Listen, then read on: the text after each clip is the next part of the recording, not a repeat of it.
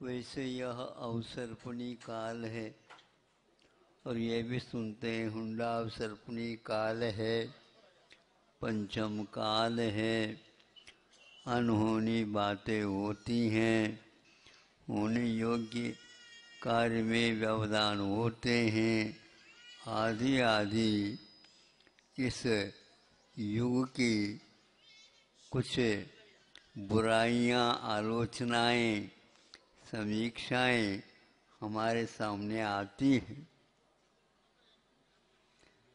अनेक प्रकार के रोग, अनेक प्रकार के दुर्भिक्ष आदि प्रकृति से विपरीत चलना, महामारियां आदि आदि सब होते हैं, हो रहे हैं, ये देख रहे हैं। जो अपने जीवन दीर्घ जीवन काल में भी देख नहीं पाए वो सारे सारे देख रहे हैं। एक तरफ की समीक्षा हो गई, अब हम दूसरी तरफ से समीक्षा करना चाहते हैं। वह यह है, जब हम छोटे थे, थोड़े से बड़े होने के उपरांत भी महाराज जी के आहार देना तो दूर, देखना भी मुश्किल होता था। हाँ, सारे सारे बड़े बड़े लोग ही आहार दान देने में व्यस्त, और कोई किसी को कहना नहीं पड़ता था। एक कौवा भी बोल नहीं सकता था, शांति बनी रहती थी। और हम लोगों को कहा जाता था देखो बिल्ली वगैरह आ जाए तो नहीं, बाहर के बाहर उसको, यही तुम्हारा आहार दान देने का फल है। तुमको भी कर्मबंध होगा, अच्छा होगा। इस प्रकार हम सोचते थे, देखते थे। बड़े बड़े व्यक्ति, मुनि महाराज तो वृद्धावस्था के बारे उसी समय बनना है, उससे पहले कोई है ही नहीं। वह 60-70 वर्ष तक तो है, छुंदक जी है, अलग जी है, पहले ब्रह्मचारी जी है। इस प्रकार उनको भी विशेष जल्दी जल्दी उन्नति नहीं होती। किंतु आज देखते हैं छोटे छोटे बच्चे, नहीं समझे, छोटे छोटे बच्चे पूजन में शामिल हो रहे हैं। इतने से केवल शामिल ही नहीं, पहले अपना अर्घ पहले हाथ में लेंगे। ठंड लग रही होती है, फिर भी नहीं, सोले के ही हम भी पहनेंगे, नहीं समझे। इस प्रकार और आहार देने के लिए लाइन में खड़े रहते हैं।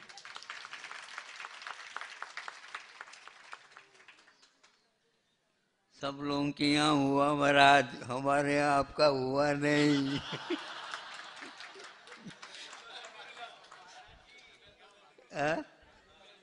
हाँ, ये सुनते हैं तो ऐसा लगता है कि अब क्या करें हम।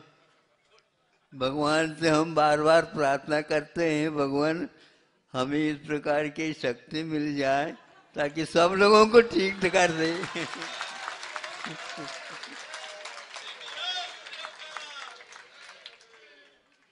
लेकिन ये सब बातें हमारे भावना आदि आदि के ऊपर आधारित है। लेकिन कर्म तो किसी के लिए कुछ भी बीच में बोलने नहीं देता, वह अपना अपना प्रभाव डालता रहता है।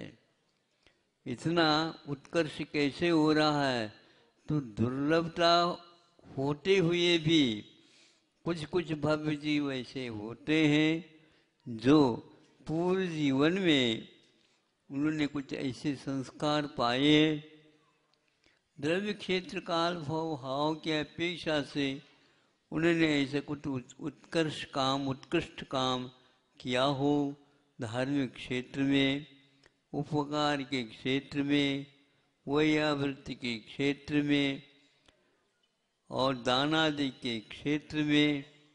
तो इस प्रकार कार्य करने के फलस्वरूप उसके बदले में चक्रवर्ती इत्यादि के तो हार जीत हो रहे हैं, लेकिन वहीं पर सोम और श्रेयांश राजा जैसे हो जाते हैं तो चक्रवर्ती को भी कहना पड़ता है ये दान के क्षेत्र में, त्याग के क्षेत्र में ये तीर्थंकर के समान प्रवर्तक हो गए। तीर्थंकरों को भी दान देने का इत्यादि का उपदेश छद्मस्त अवस्था में नहीं मिला।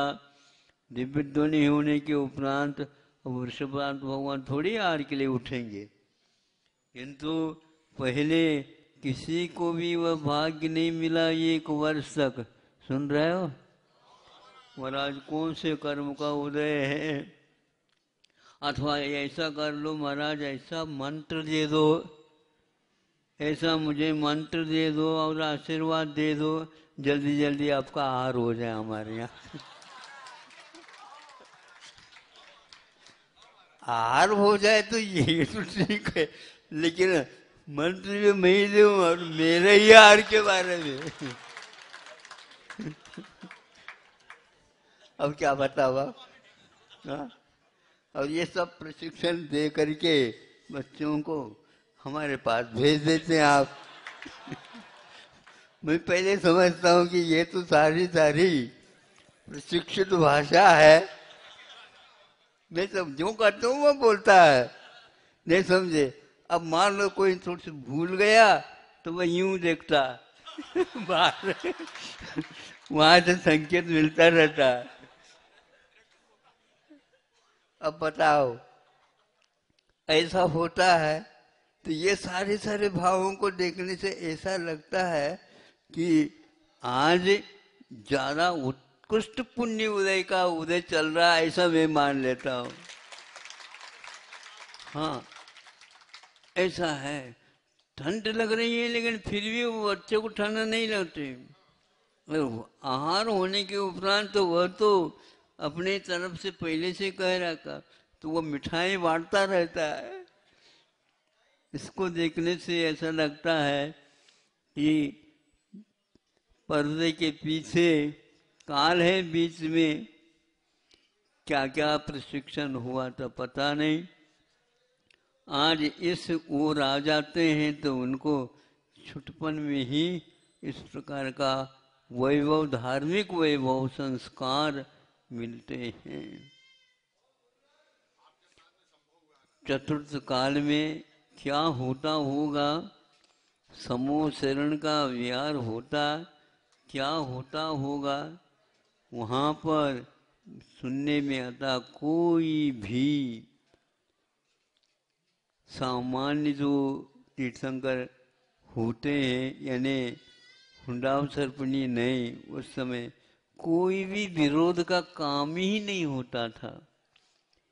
ग्रहित मिथ्यात्व का बोलबाला नहीं होता। अभी भी विदेही इत्यादि में वहाँ पर ग्रहित मिथ्यात्व का प्रचार प्रसार नहीं, केवल एक छत्र राज तीर्थंकरों का चलता है और वहाँ पर देवी देवता विशेष रूप से आकर के साक्षी बन जाते हैं।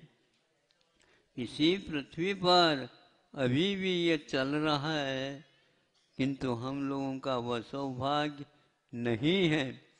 जब उनके अनुपस्थिति में भी इस प्रकार के उनके नाम से कार्य हो रहे हैं, तो फिर उनके उपस्थिति में क्या नहीं होता होगा, आप अनुमान लगाइए।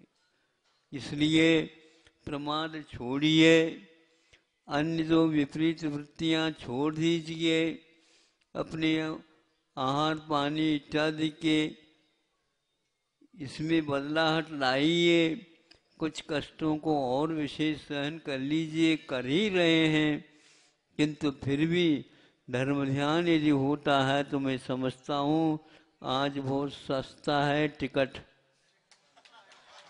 हाँ, नहीं तो पहले के लोगों के लिए बहुत कष्ट उठाना पड़ता था, किंतु आज बहुत अल्प कष्ट में, कष्ट तो है ही नहीं, समझ लो वह एक निमित्त है।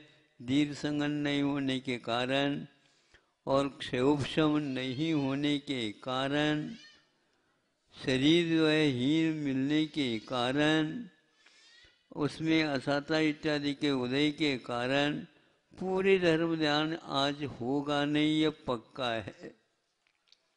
जो होगा वह भी बहुत दुर्लभ है, विरलता के साथ ही यहाँ पर काम होगा।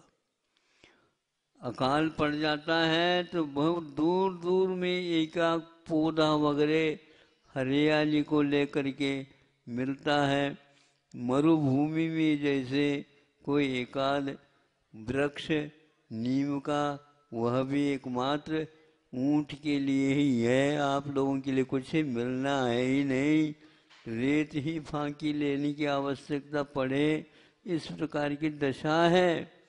फिर भी इसमें कुछ ऐसे चमक, कुछ ऐसे सुगंधियाँ, आप लोगों को धार्मिक संस्कार वातावरण मिल जाता है, तो यहाँ पर भी देव लोग इसकी प्रशंसा करते रहते हैं।